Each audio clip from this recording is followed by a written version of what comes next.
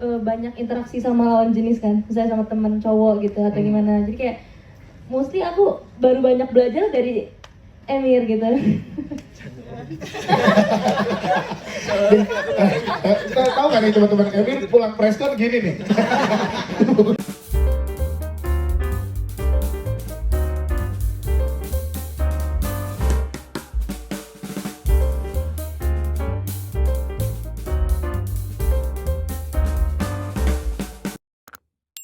Kesempatan ketemu nih sama teman-teman pemain muda yang sebenarnya sangat punya passion yang gede banget di dunia acting.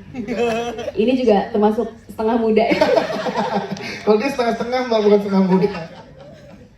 Iya, terus meskipun ada beberapa dari teman-teman pemain yang masih belum pernah acting sebelumnya bahkan gitu ya. Terus kita coba untuk ngobrol sih, pendekatan secara personal dulu awalnya, jadi nggak langsung masuk ke skrip gitu. Jadi kita ngobrol pendekatan secara personal dulu masing-masing, kayak gimana karakter aslinya kayak gimana, sampai akhirnya kita mulai masuk ke pendalaman karakter masing-masing. Terus apa yang terjadi di belakang sebelum filmnya dimulai itu penting banget untuk membuat para pemain jadi bisa merasa yakin bahwa karakternya itu jadi believable nantinya ketika dimainkan gitu.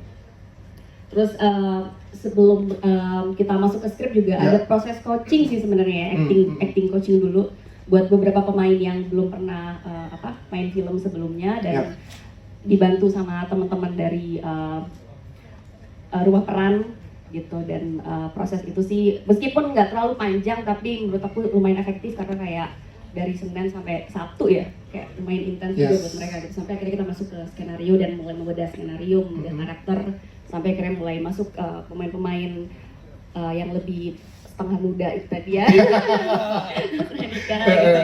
Dan ada beberapa cast lain juga yang ikut join di sini, kayak Kang Izur Mukhtar, ada juga Mbak Jenny Shang, sama satu lagi Ariel Wahab ya, juga ada di sini. Oke, siap, terima kasih. Kiko nggak awalnya pada saat berada di proyek ini? Kita nggak kikuk sih, cuman awal kikuknya pas casting, lebih ke pas casting, karena kan aku nggak pernah banyak interaksi sama lawan jenis kan, misalnya sama teman cowok gitu atau gimana. Jadi kayak mostly aku baru banyak belajar dari Emir gitu. Tahu nggak nih teman-teman Emir pulang preskon gini nih.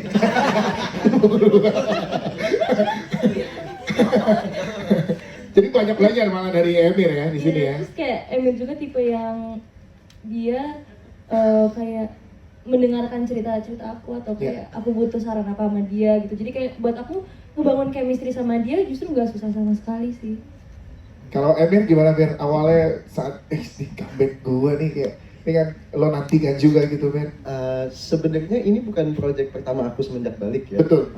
Jadi sebelum ini aku juga ada film, dan again, as I've mentioned before, aku juga sadar bahwa it's kayak gimana ya, menurut aku acting itu bener kayak pacar yang harus diputusin dulu baru sadar kayak enggak, you're the one. Oh, pengalamannya gitu Mir? Iya, jadi aku balik ke sini tuh nggak terlalu kikuk, jadi malah merasa kayak welcoming banget, orang-orang ditambah dengan environment yang positif banget. Jadi aku merasa kayak balik ke rumah, seolah-olah kayak balik ke kamarku gitu loh. Habis a long day out. Oke, kalau untuk scene romance tadi, apakah boleh dijawab atau 13 Oktober aja suruh nonton? Enggak kok, aku setuju banget sama Zee, maksudku emang ya bener susahnya itu cuman pas casting doang. Tapi semenjak itu I think we both put an effort untuk at the very least show that we care about each other. Itu bukan cuman our performance ya, tapi show that we care about each other, and I hope that shows aja. Oke, siap. Kalau scene romance ya, masih penasaran? Nanti 13 Oktober ya Mas Bayu ya? Ini kan adaptasi dari film Korea ke Indonesia. Tentu yang saya bayangkan tidak sepenuhnya 100% diadaptasi. Bagaimana? Ini aku kasih tahu pengalaman juga. Boleh diceritain, boleh cerita senyamannya kamu? Kalau ngelihatnya gimana sih tentang bullying ini tuh seperti apa point of view dari seorang Kezia?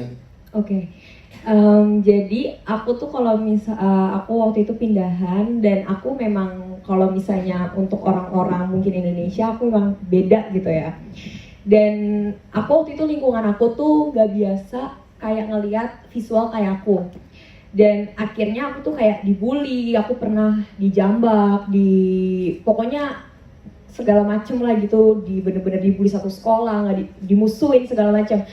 Nah, jujur aku di situ kayak itu ngebuat mental rusak banget, dan di situ aku sampai ngurung diri segala macam, dan akhirnya aku sadar gitu dalam dukungan sekitar juga. Dan menurut aku untuk korban-korban bullying itu kayak gak bagus banget buat yang disimpan sendiri, kayak gak mau ngomong. Itu gak ngebantu banget, karena aku pernah kayak gitu, itu gak ngebantu banget. Lebih baik tuh kita cerita, kita ngomong ke orang terdekat kita kayak gitu. Dan menurut aku yang ngaruh banget di aku tuh lebih love yourself aja sih, karena menurut aku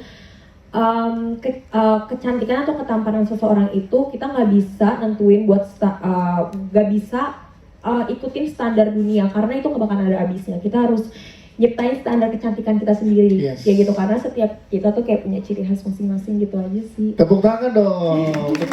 Sebelumnya thank you Kak buat pertanyaannya. Yang pasti ini film pertamaku setelah lulus dari JKT48, dan mungkin pengalaman aku banyak di JKT48 itu memang menyanyi dan menari, fokusnya itu. Tapi untuk kali ini acting, wah aku udah suka banget sih.